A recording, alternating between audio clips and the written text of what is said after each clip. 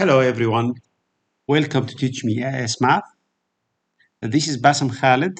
Today I'll be talking about cubic graphs.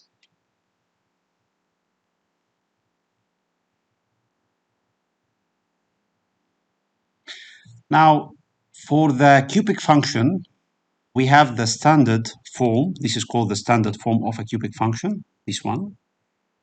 It's simply an equation in x cubed, also in x squared, in x and some constant.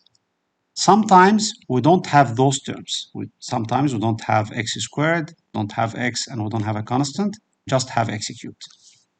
So any equation with the highest power of x equals 3, this is called cubic function.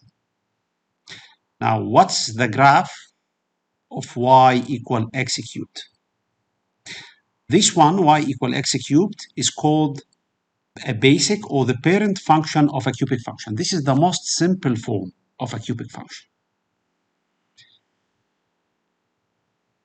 At the first graph here, we have the equation y equal x cubed. We can see the graph, it's very simple. On the right side, it looks like that. And then we have an inflection point here at 0, where the curve or the concavity changes downward this way. So we have the graph that way. It's very simple. For the negative x cubed, it's the opposite. On the right side, it's going down. And for the left side, it's going up.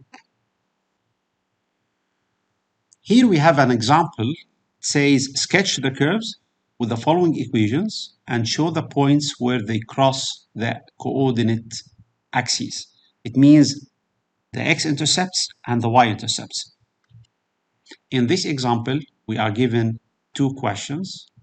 Each of them is consisting of some brackets, linear factors. They are called linear factors, 3 brackets.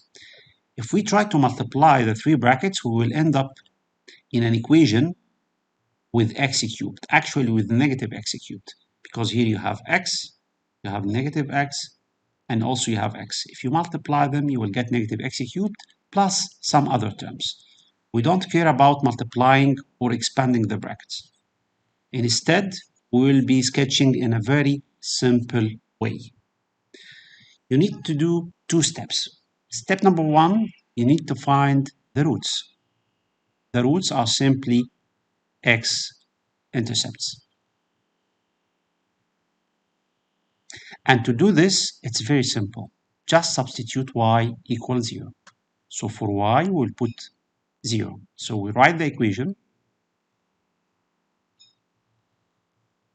this way, and we put it equals 0, and then we get the x values. We have 2, we have x equal 1, and we have x equal negative 1. So this way, we have 3 roots, 2, 1, and minus 1. So we have a root here, we have a root at 1, we have a root at minus 1. Step 2, find the y-intercept. And in order for you to find the y-intercept, simply let x equal 0. So go back to the equation, to this equation, and substitute x equals 0. So we have y equal, we will replace each of these x's that we have here with zeros. So we have minus 2 times 1 times another 1, and the answer is minus 2, which means the y-intercept is 0 and negative 2. Why 0 and negative 2? Because this value is on the y-axis. It's a point on the y-axis. And for any point on the y-axis, the x-coordinate is 0. So simply here, we have the y-intercept. Now it's the time to sketch. We have the graph. We plotted the points. We have shown all the roots and the y-intercept. Just a sketch. Only one little thing. Before you sketch, you have to make sure that this one, the term in x cubed, is negative. As I said, if we multiply this x by a negative x, and another x here, if you multiply the three of them, you should end up with an equation with negative x cubed plus some other terms. Because it's negative x cubed, it means the graph should look like what? Should look like this one. This is the graph for negative x cubed. While if you have x cubed, the graph should look like this. The difference between the two of them, you can see the right part of the curve. This one, it goes downward, and this one here, it goes upward.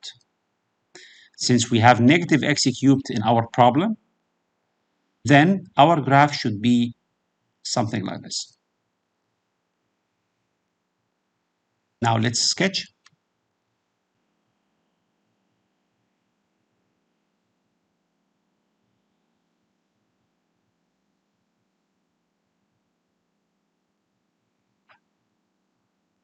If we try to sketch this on Desmos, that's a graphical calculator online. We write the equation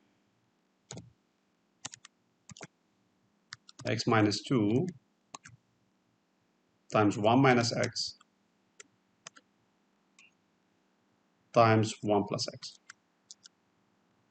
You see here, we will get pretty much the same thing. So this should be a graph from the graphical calculator. I hope this was informative. See you in next video. Bye-bye.